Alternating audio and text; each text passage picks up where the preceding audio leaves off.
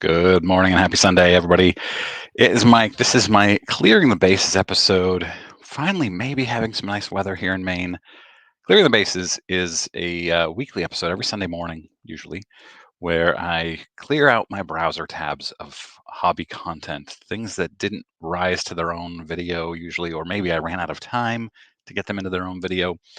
Uh, I love this series. It's become maybe my new favorite. I've been doing it for about a year now, I guess, and it's awesome now. Quick reminder, Friday, my family and I are leaving on family vacation, and I will not be doing Attic Find Friday on Friday. I will not be doing Attic Find Friday the following Friday, and I will not be doing Clearing the Bases next Sunday. So I should be back on my regular schedule a week from next 2 weeks from today. So let's jump right in. Here we go. All right, first of all, Clearing the Bases is sponsored by Just Collect. Just Collect is led by Leighton Sheldon, one of the top buyers of vintage cards and collectors in the country. You can fill out their free appraisal right here on their website at justcollect.com or email Leighton directly at leighton@justcollect.com for an offer. Link to this is in the description to this video if you're interested. Let's jump in. Remember, a year ago, it was, I think, even more than a year ago, Beckett, BGS, announced an updated grading scale, but same world-class standards. And they had 4 different 10s, 2 pristine, 2 gem mints, and a mint plus 9.5. And Beckett customers howled. They howled. I've never used that word like that before, but I just did. It was wild, and they just, I guess, never they changed their mind on it, but never really had an announcement until now, where this guy that I've never seen nor heard of before, what was his name again?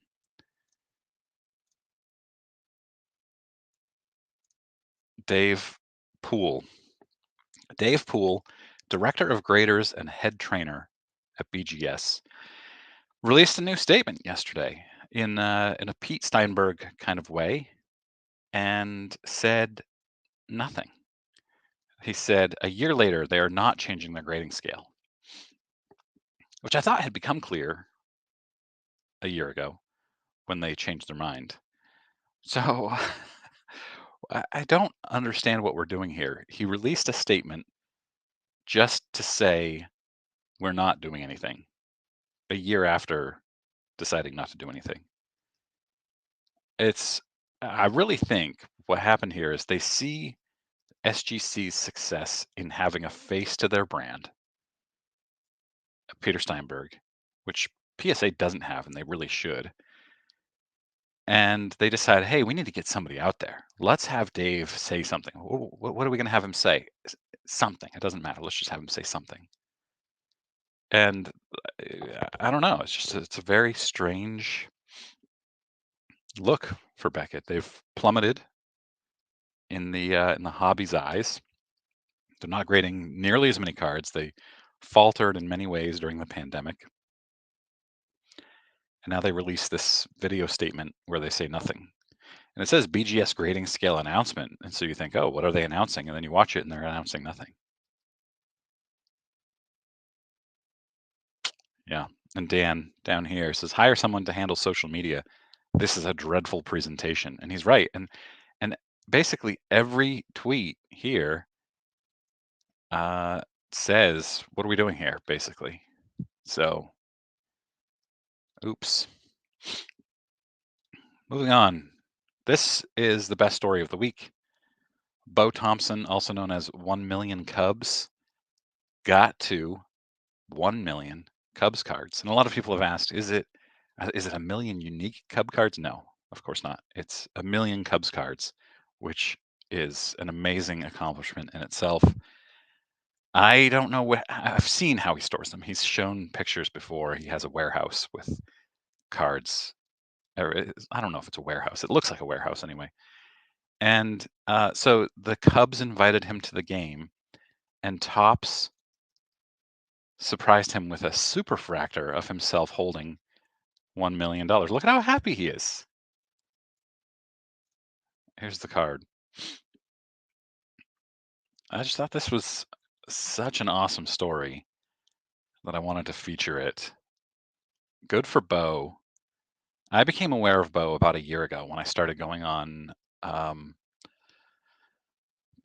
why can't I think of the Saturday morning show I used to go on, Hobby Hotline on Bench Clear Media? He was a commenter, and I became aware of who he was, and I started using Twitter a little bit more. And he's active on Twitter. Really cool story. And here he, I mean, you can watch this 45-second video, and he smiles through the entire thing. It's a great video. I'm going to mute it here. Look, look at how happy he is. He gets to throw out the first pitch.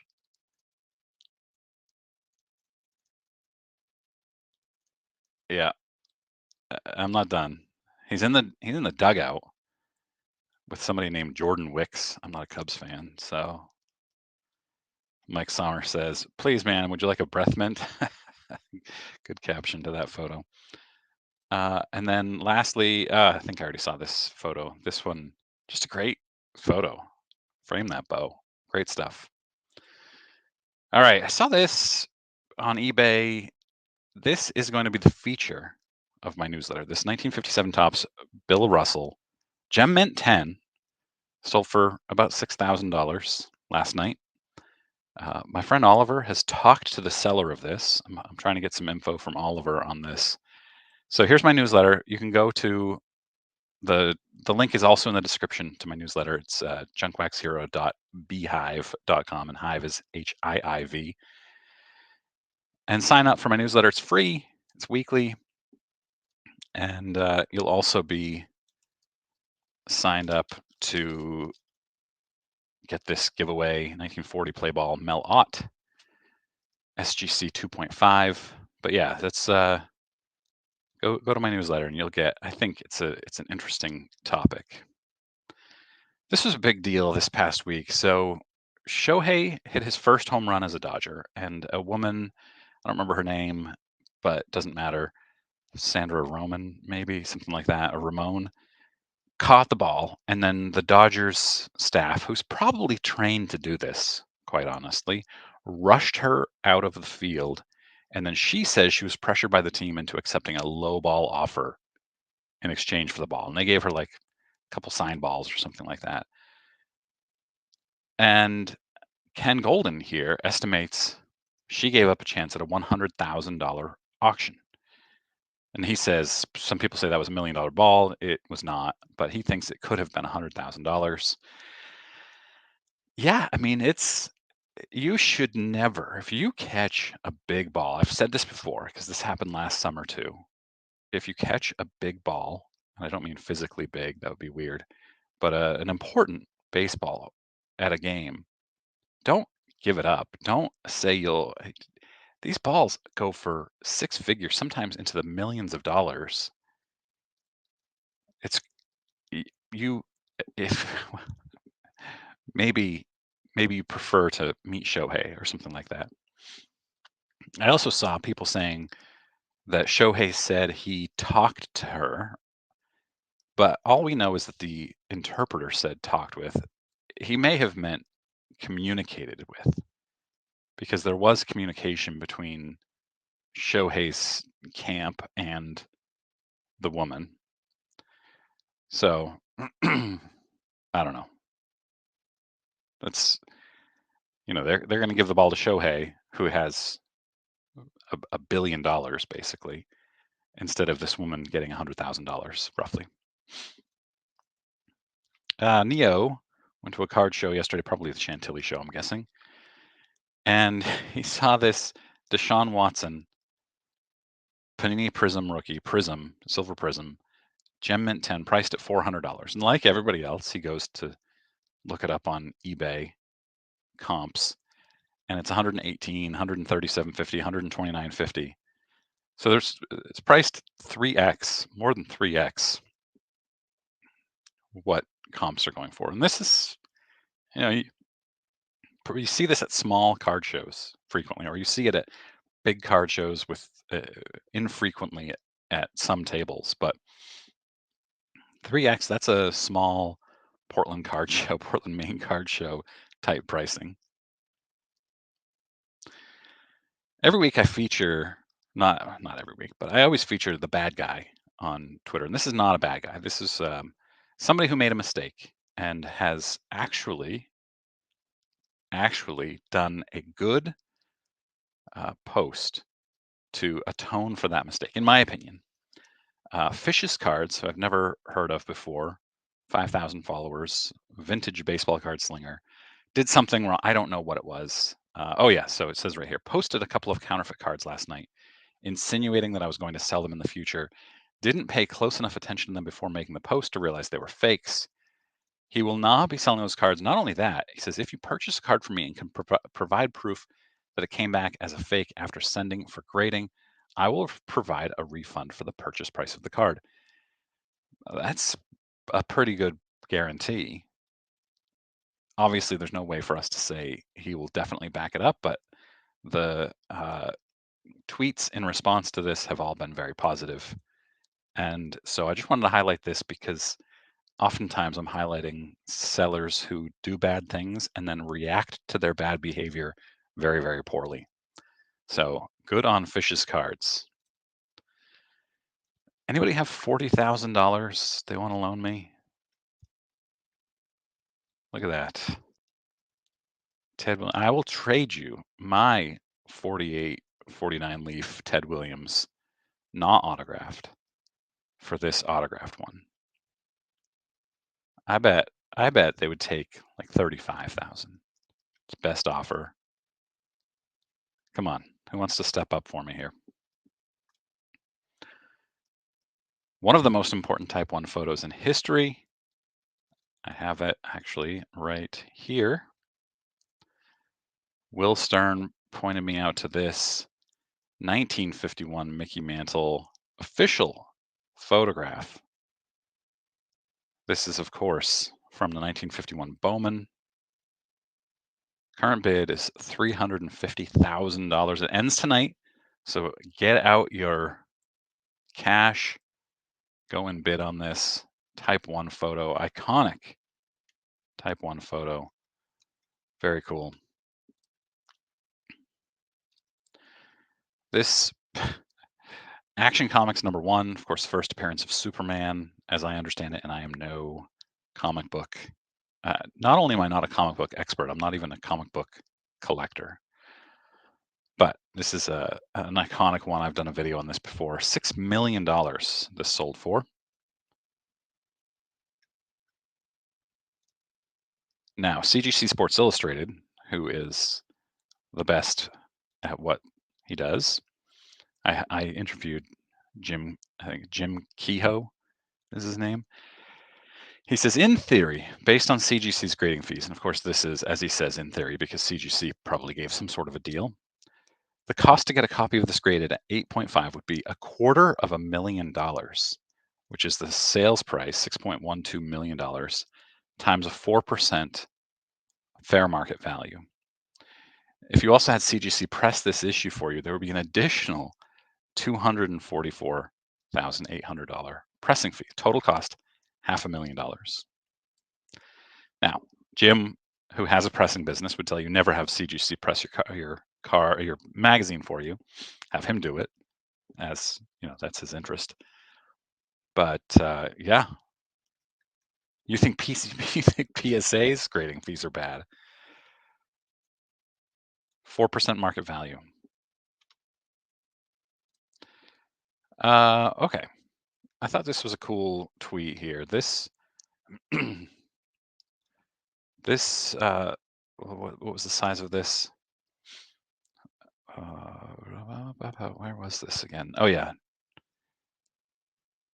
This is a piece of the Chicago Bulls 1995 through 1998 United Center floor panel. And Will is suggesting that you could cut those up into 384 1 square inch pieces and embed it in cards, place them in packs, stretch the relics to one per every 128 boxes. And his estimate is that it gets you $5 million in revenue when the high estimate is $35,000 to buy this, which makes sense.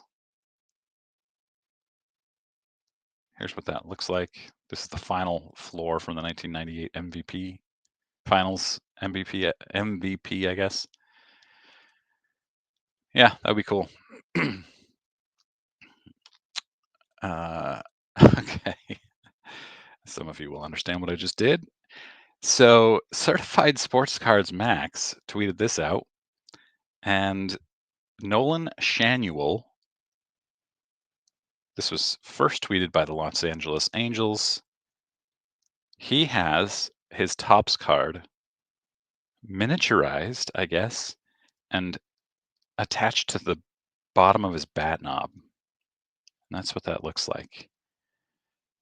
So, can we get, and this was Certified Sports Cards Max, cut it up and put it as a bat knob card, a baseball card featuring a game used baseball card, Cardception. I like it. It looks like it's almost a sticker, but that doesn't, I don't think you would put a sticker. I don't know, but it's pretty cool. All right, coming to auction through Heritage is this 1919 through 22 Walter Johnson game worn Washington Senators jersey. I believe there's only, I think I read this is one of only two known game worn jerseys. Yeah, right here. It's believed that only two jerseys worn in Major League competition by Walter Johnson survive to this day. One of them is on display at the Baseball Hall of Fame. This had been stored in a former teammate's house for all these years. The estimate is $3 million and up. So I'll be watching that one. That's really interesting. Also, another one that I'm really interested in is this 1948 Bowman baseball wax pack, where they are estimating that it will hit six figures.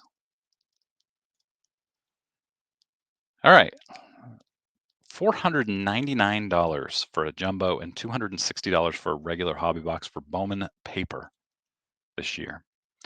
Apparently, that is 25% higher for the jumbo than it was last year. I'm not sure how much higher the hobby was. But are you getting the same number of cards? Are you getting same number of autographs, same number of hits? It's one autograph card in the hobby, three in the jumbo. So 25%, and people were all up in arms about this price increase, and yet they're sold out. So you can complain all you want, but until breakers and other people stop paying these prices, they will continue charging these prices and increasing these prices and reducing what you get in terms of value. I know I preach this. It's silly. It's stupid of me, but it's true. Let's take a look at some Caitlin Clark cards here. I don't know what this sold for. That was best offer from 30,000. It's not even autographed.